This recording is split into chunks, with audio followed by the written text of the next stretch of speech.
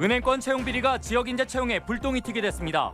지역이나 학교를 따지지 말라는 지침 때문에 지역인재 채용이 쉽지 않게 됐습니다. 군산 방화범이 주점에 손님이 몰리기를 기다렸다고 방화한 것으로 드러났습니다.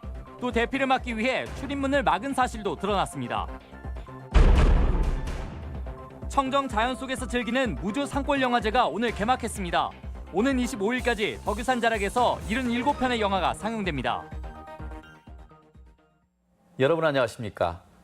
올해 초 불거진 은행권 채용 비리가 사회적 지탄을 받으면서 채용 표준안이 만들어졌는데요. 되레 지역 인재 채용을 제약할 수 있다는 우려가 나오고 있습니다. 강동엽 기자입니다. 수십 명이 기소되며 강원랜드와 더불어 복마전으로 드러난 은행권 채용 비리. 은행연합회는 신뢰를 회복하겠다며 부랴부랴 채용 표준안을 만들어 진화에 나섰습니다. 추천서를 없애고 성별과 연령, 출신지와 학교 등 지원자 역량과 무관한 차별을 없애겠다는 겁니다. 은행 사람이 또 국민의 신뢰를 먹고 사는 사람이다 보니까 그런 신뢰를 회복하는 데 도움이 될 거로 생각하고 있고요. 하지만 지역 인재를 우선시해온 지방은행에게는 표준안이 제약이 되고 있습니다. 전북은행은 그동안 채용 인원의 70% 이상을 지역 인재로 할당해 학교 추천 지원자를 면접하는 방식으로 전형을 진행했습니다. 반면 표준안에 따라 올해 뽑는 50명은 추천 없이 블라인드 면접과 시험 등으로 선발될 것으로 예상돼 은행이 목표대로 지역 인재를 채울 수 있을지 미지수입니다. 저희는 전북 지방은행으로서 역할을 좀 하고자 합니다. 사실 그래서 정형화된 내용을 좀 세부적으로 파악을 한번 하고. 전북은행 외에도 채용 표준안을 적용받는 은행은 농협과 수협 등 19곳이나 됩니다. 원래 있던 제도이기도 하고 그게 뭐 잘못된 거였다면 애초에 만들지도 않았을 거라 생각하기 때문에. 금융감독원도 채용 표준안을 금융권 전체로 확산시키기로 해 지역 학생들에게 입사를 위한 은행 문턱은 갈수록 높아질 전망입니다. MBC 뉴스 강동엽입니다. 지난 17일 발생한 군산 주점 방화 사건 피의자 조사 결과 충격적인 진술이 잇따라 나오고 있습니다. 손님이 많을 때를 기다려 불을 질렀고 탈출하지 못하게 대걸레로 출입구까지 막았다는 겁니다. 박연성 기자입니다.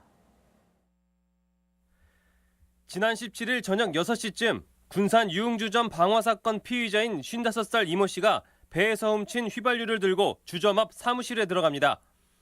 이 씨는 이곳에서 4시간가량을 기다리다 밤 10시쯤 불을 질렀습니다.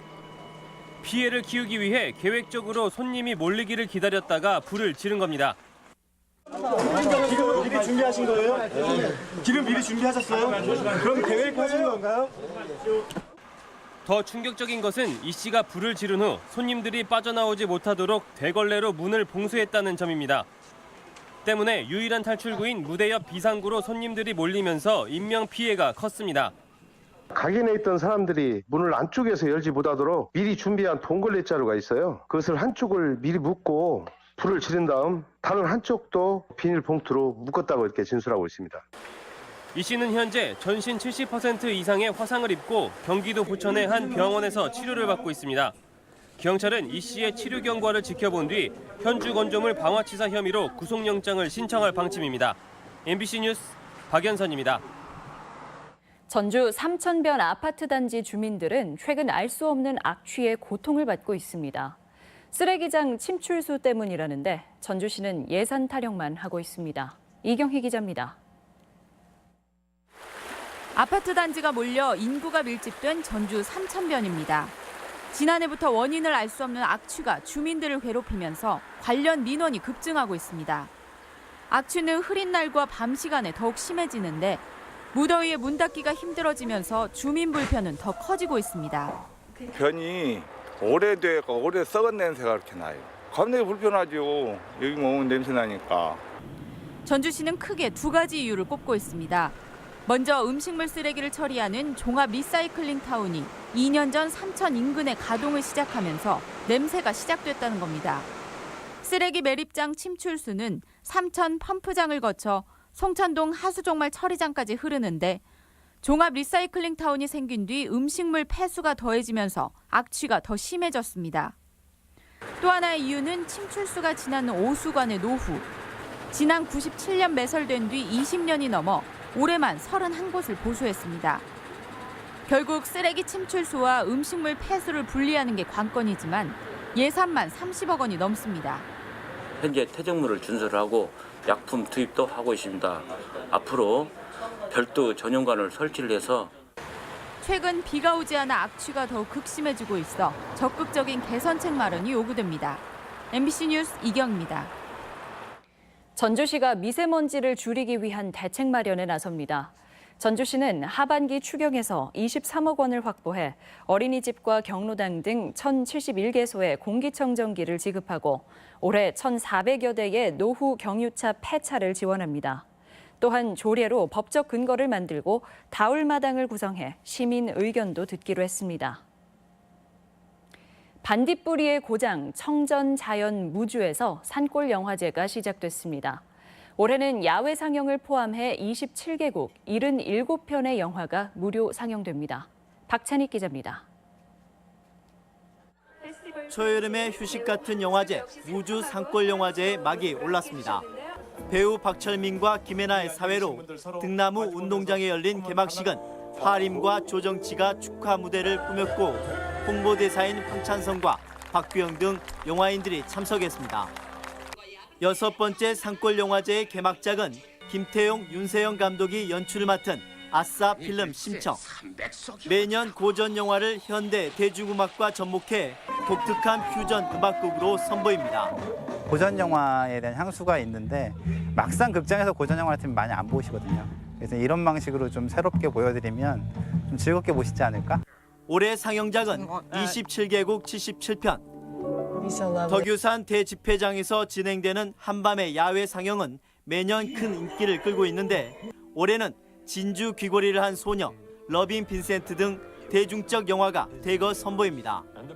상영 뒤 감독, 배우와 함께 영화 이야기를 나누는 관객과의 대화가 마련됐고 정인, 에디킴의 공연, 김소영 아나운서의 토크 콘서트 등 야외 무대도 풍성하게 꾸며집니다. 영화 외적으로 무주만이 갖고 있는 자연 환경, 반딧불 탐사랄지 완성 낙화놀이, 그리고 올해는 이제 향로산 휴양림에서 별밤 이제 체험하기. 산골 영화제의 모든 영화는 무료로 볼 수 있으며 상영장 곳곳을 연결하는 셔틀버스도 운행됩니다. MBC 뉴스 박찬익입니다. 지방선거에서 압승한 민주당이 당선자 축하연 대신 간담회를 열었습니다. 가시적 성과를 내지 못하면 민심은 언제든지 돌아설 수 있다며 한껏 몸을 낮췄습니다. 유룡 기자입니다. 민주당 도당의 단체장 당선자 간담회. 도민의 압도적인 지지는 문재인 정부와 함께 전북 경제를 회생시키라는 준엄한 명령이었다며 자만해서는 안 된다는 각오가 이어집니다. 정말 겸손하게 오만하지 않고 도민과 더불어서 정말 든든한 지방 정부를 세우고 이번에 당선된 민주당 단체장이 제대로 하지 않으면 언제든 민심이 이반될 수 있다는 경고의 목소리입니다.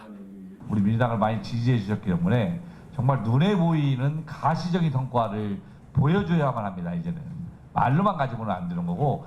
익산과 고창, 임실과 무주를 내주고 곳곳에서 예상외의 접전을 벌인 이유가 논의됐고 공천 파행은 오만한 구태 세력이라는 인상을 주었다며 몸을 더욱 낮출 것을 주문하기도 했습니다. 우리 시민들이 우려하는 그런 어떤 여당의 적폐가 다시 나타나서는 안 되겠다, 이런 반성도 좀 해봅니다. 당선자들은 정부와 중앙당의 지원 그리고 도지사의 역할을 주문했는데 위기에 빠진 군산뿐 아니라 지역마다 현안이 산적했다며 강력한 리더십을 촉구했습니다.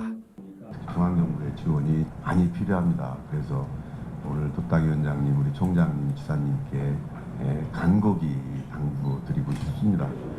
한껏 몸을 낮춘 민주당의 고민이 경제 위기를 극복하고 도민 자존심을 치유하는 실효적인 대책으로 이어질지 주목됩니다. MBC 뉴스 유룡입니다.